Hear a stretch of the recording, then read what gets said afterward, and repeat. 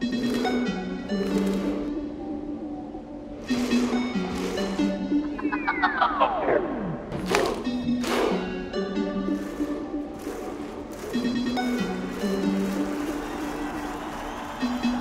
Icelandic government, about 10-15 years ago, decided that rather than kids playing football on boggy pitches once or twice a week, they wanted a fit, healthy nation and everybody have the ability to play the beautiful game of football. So these amazing indoor AstroTurf pitches were basically rolled out right across the country.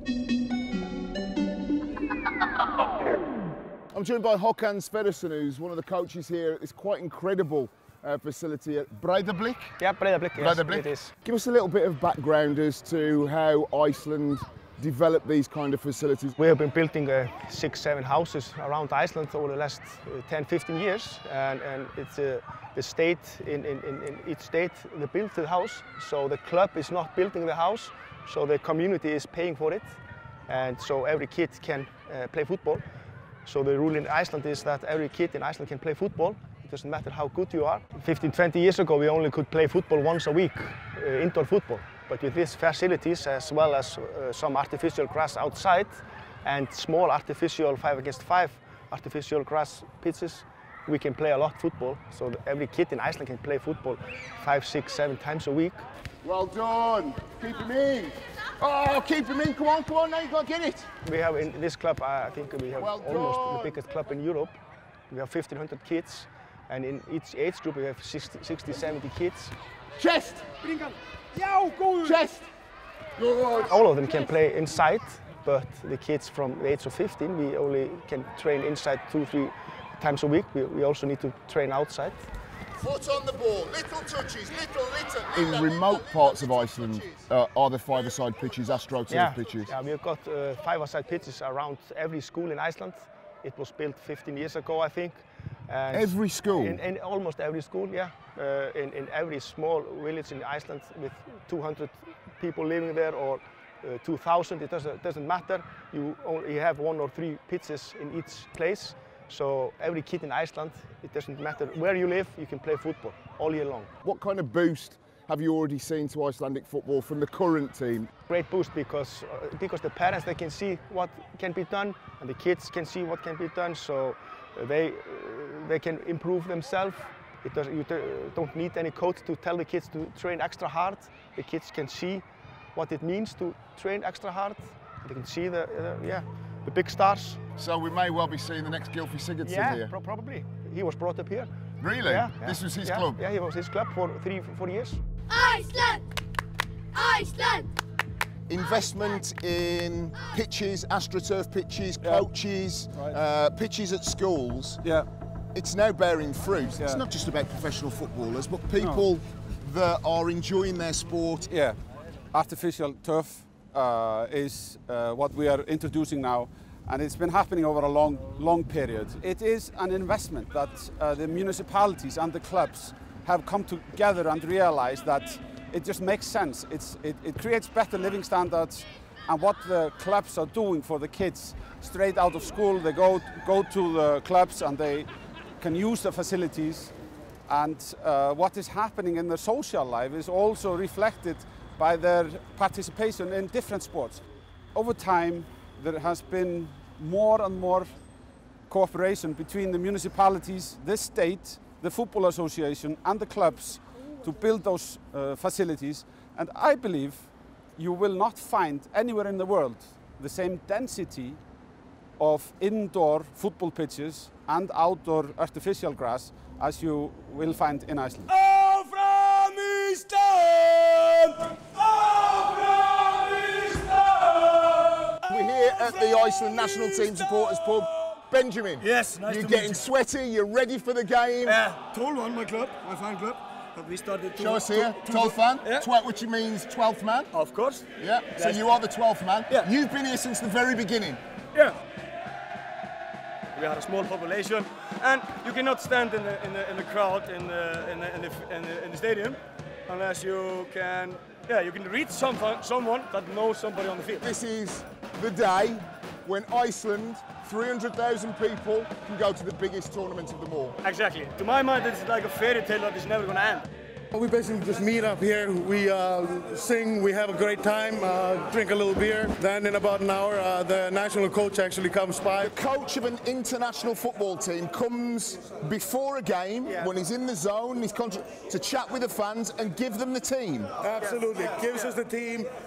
Shows us the motivational video that he shows to the players, and basically 2 hours before every match he's here getting us ready for the match. That's quite an incredible thing to do, and it kind of shows the team spirit. It's not just the players, it's not just the fans, it's a whole collaborative effort. Absolutely, it's the whole nation combined into one, you know. So we're going in, the manager's just gone in, phone's off, my phone is switched off so I can't give any team information. We're going to get the team, and nobody tweets, Facebooks, Instagrams a word. Trust between manager and fans, quite incredible. Last year, when Iceland was competing against England, I experienced the greatest day of my life. What happened here in Iceland?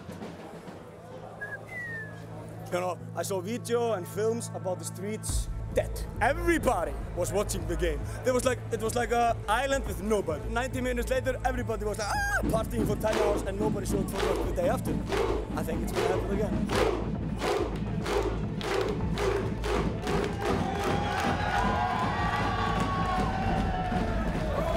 It's an absolutely foul night here in Reykjavik, but spirits are very high.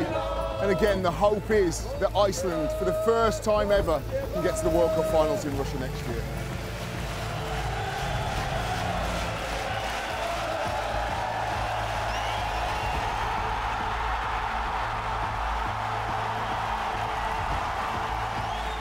The miracle has happened.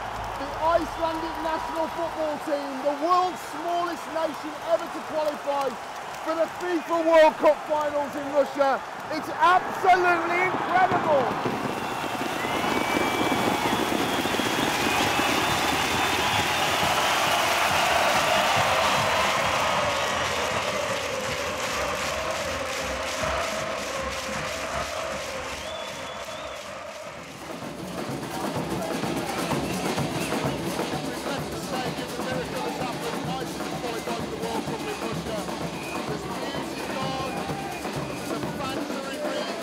It seems as if the whole island of Iceland is out here to celebrate.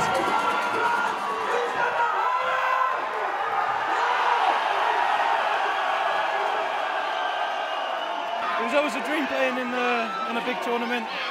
We made it to the Euros, made it to the World Cup now, so it's incredible to be from a small nation like this and actually made it to go to the tournament.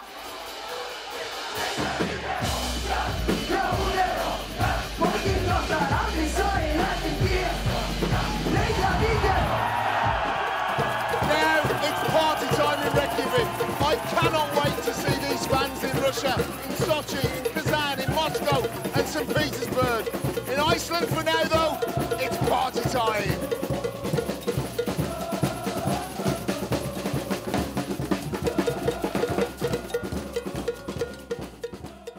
16, 18 hours after the miracle, Iceland, 300,000 people qualifying for the World Cup. How do you feel today? Hangover. No, but yeah, you know, it's a kind of silly question, of course. You feel really well when you've accomplished things like that and your dreams come true. Success is not a destination. Success for Iceland was not going to the Eurofinals. Success is a continuous journey to the right direction. We are now getting better and better footballers because of the coaching and the facilities. It was a fantastic achievement, I think, you know, to qualify for the World Cup. We had great Euro last year in France, but now to qualify for the World Cup for the first time is just exceptional, and everyone is enjoying it. Not just the players and then all the staff around the team, but us as a whole, as a nation, we're enjoying this moment. I stood in a sports bar, several hundred Iceland fans, and the national team coach comes in. He says, "You trust me, I trust you. Switch your phones off, don't give this information to people, and I will give you the team news before the media gets it." Why? It's unique that you can have 500 people drinking beer to shut up. That's the first. Secondly, that in the world today, nobody is taping, and for 6 years, nothing has leaked out to That's the what I to the found media. incredible. Yeah. The trust between you and them is like that. And that's mutual. That's so mutual, and that's what kind of I like. People have said, now you have to stop it, but I think when you have something that nobody else has, that's also a good feeling, and to be able to do that, you know, that's also kind of, yeah, they like us and we like them, and when the going gets tough, they stick together with us because they have an ownership in the team, in the boys. They have such a massive ownership in what we are doing.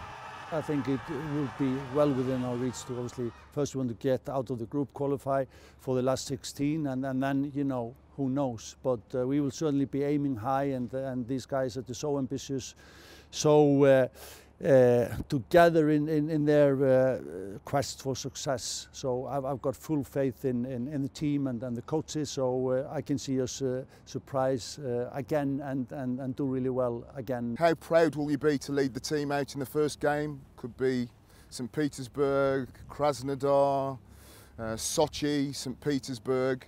How will that make you feel? I don't know. We'll have to see. Probably a little bit nervous, to be honest, but of course massively proud. You know, as a coach, when you have that kind of players that work for each other, when you have that staff I have, and when you have the supporters, when you have all those factors working with you, you know, you can't have a better job than that. Please don't be in the same group as England this time. And please, please, if you are in the same group as England, we need a little bit of this magic dust as well, so be careful.